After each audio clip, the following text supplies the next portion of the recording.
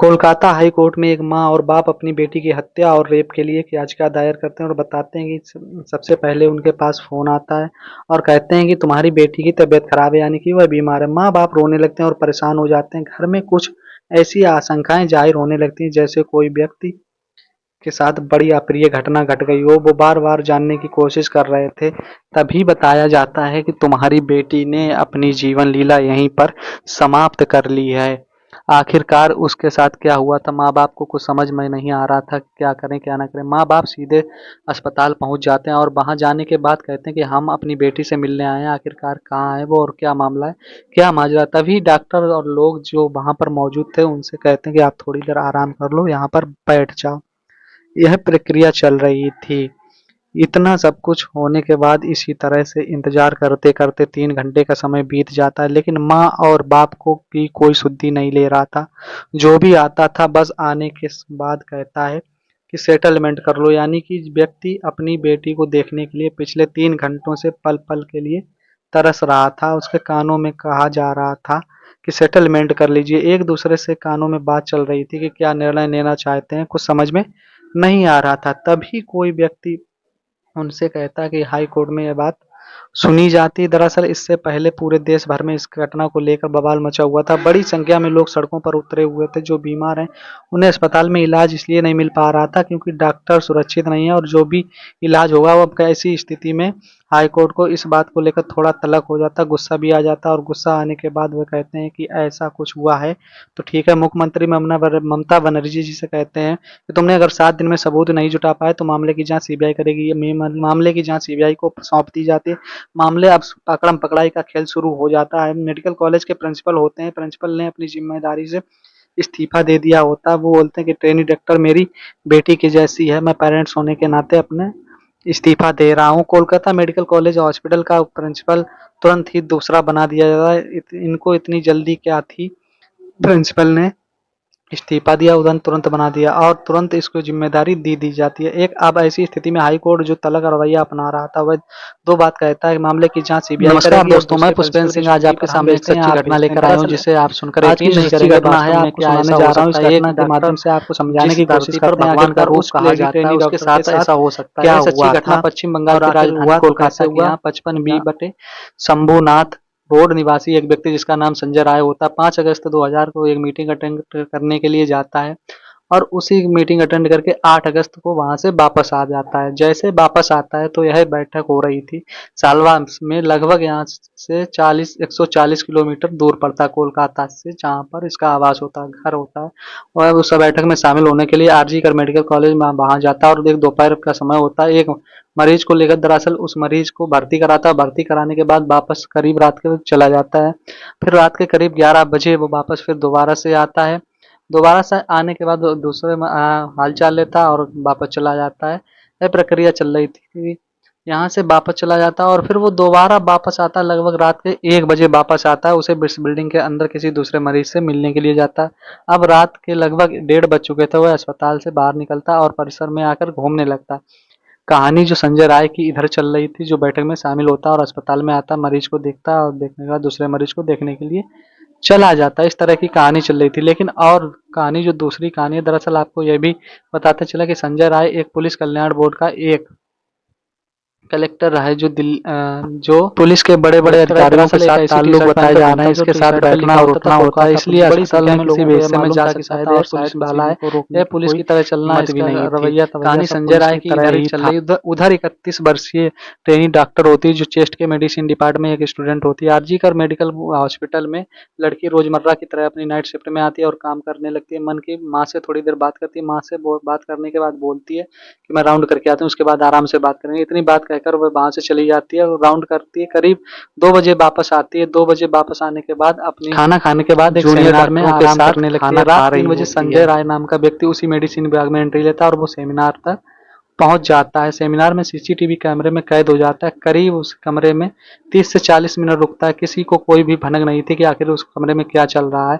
4 बजकर 35 मिनट पर वह वहाँ से निकल जाता है। उसके बाद करीब सुबह 6 बज चुका था। सफाई करने वाला सफाई करने के लिए सेमिनार में तो जाता है, जैसे ही देखता तो उसके पैरों के तले की ज़मीन खिसक जाती है और वह ज़ोर-ज़ोर से चिल्लाने लगता है और चिल्ला रहा था। पास में जितने भी वर्कर थे सब आ जाते हैं और वो जो वहाँ पर देखते हैं तो एक लड़की की लाश पड़ी हुई थी। जो लड़की कुछ समय पहले वहाँ पर आराम करने के लिए गई थी।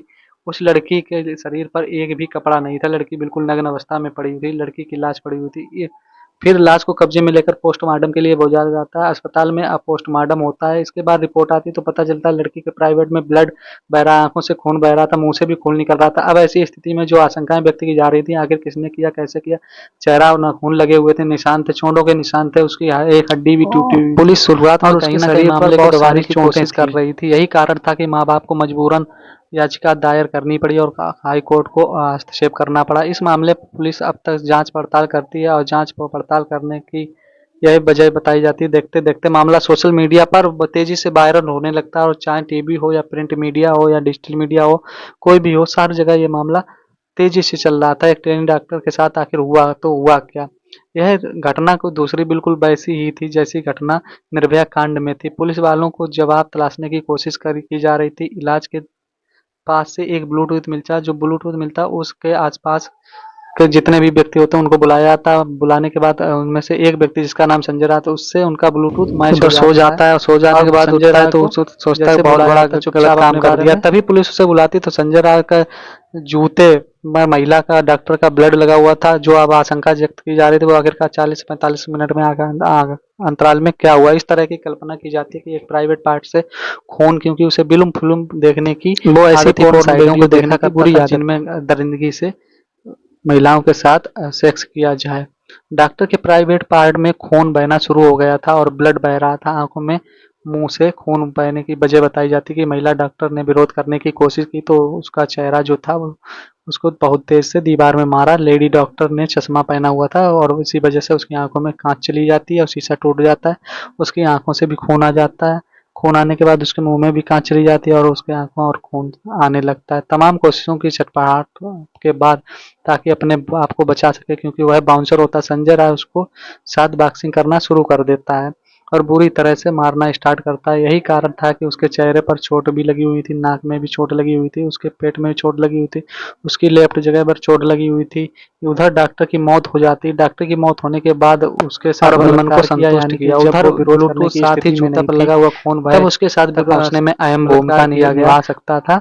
इसलिए फिर सोचा था कि जब पुलिस ने इस व्यक्ति के बारे में जांच करने की, पड़ताल करने की कोशिश की तो पता चलता है उसने 4 शादियां की थी। पहले शादियां करके पत्नी छोड़ जाती, दूसरी करता है वो भी छोड़ जाती है और तीसरी करता है तो वो भी छोड़कर चली जाती है। एक बीवी उसकी मौत हो जाती है जो बीमारी के चलते। अब बीमारी क्या थी इसके बारे में कोई पता नहीं है, लेकिन बताया जाता है कि इस तरह से पोर्न साइटें देखा करता, गंदी फिल्में देखा करता। गंदी फिल्में देखने के बाद बीवियों के साथ वह ऐसी हरकत करता था, इसलिए वहाँ से चली जाती है। उसकी बीवी हमसे छोड़कर चली जाती है। जब आस-पास के लोगों को जानने की कोशिश की तो बताया जाता है कि उसके घर से चीखने-चिल्लाने की आवाज़ें भी आया करती थी, यानी अपनी पत्नी के साथ मारपीट भी किया करता था। शायद इसीलिए उसके बहन या रिश्तेदार किसी से कोई संबंध नहीं थे। कोलकाता पुलिस में हालांकि मानदेय के रूप में यह सिर्फ 12,000 रुपए इसको मिलते थे और यह अपनी इसी से जिंदगी जी रहा था। अस्पताल में आना जाना भी इसका बना रहता था। जानकारी मिल रही है मरीजों को सिर्फ लाता था, भर्ती कराता था, जिससे उसको कुछ परसेंटेज मिलता था, पैसा मिलता था, क्योंकि मेडिकल कॉलेज में मरीजों को आसानी से भर्ती नहीं होते थे, क्योंकि वहाँ पर मरीजों की संख्या बहुत ज़्यादा होती है और सुविधाएं होने के वजह से मरीज वहीं पर अपना इलाज कराना बेहतर समझते थे। पुलिस को इस तरह के मामले में भूमिका रही, क्योंकि इस तरह बड़े अधिकारियों के संपर्क में वो रहता था। परिवार के लोगों भी कहा कि अगर सेटलमेंट कर लीजिए। अब यह किस तरह से सेटलमेंट करना चाह रहे थे यह समझ में नहीं आता है।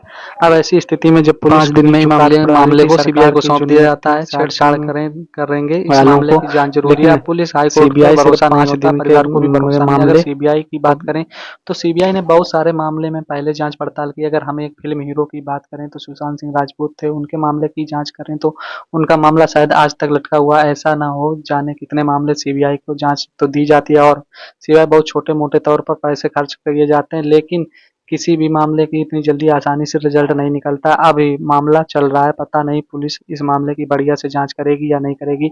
सीबीआई मामले में जांच करेगी नहीं करेगी, मामला ठंडे बस्ते में पड़ जाएगा, इसका तो भविष्य में ही पता चलेगा। धन्यवाद।